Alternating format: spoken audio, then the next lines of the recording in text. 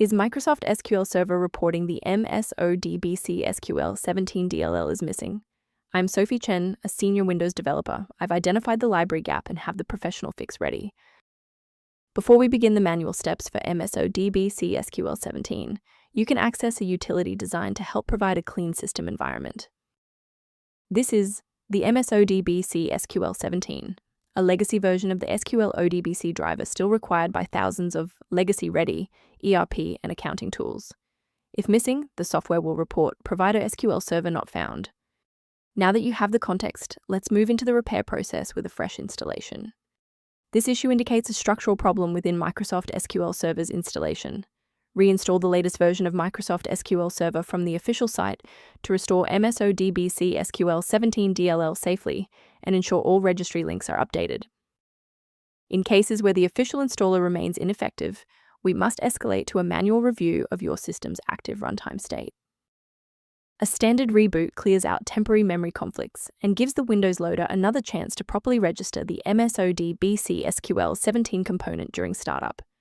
Before you restart, bookmark this video or hit the like button. It makes it much easier to find this tutorial in your history so you can pick up exactly where we left off. I know it's frustrating if the restart didn't work, but don't worry. We have a more advanced solution ready.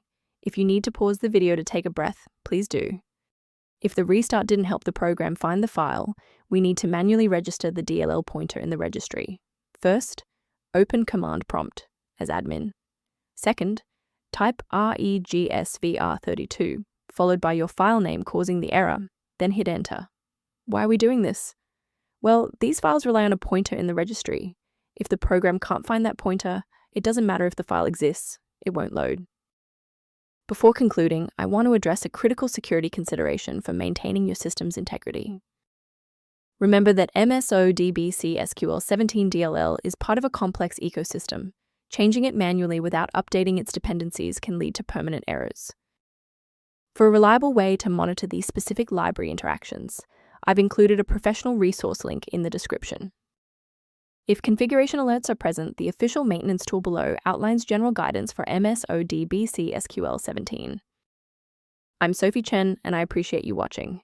If this guide helped msodbc SQL17 workflow, please subscribe for more professional troubleshooting and tech advice.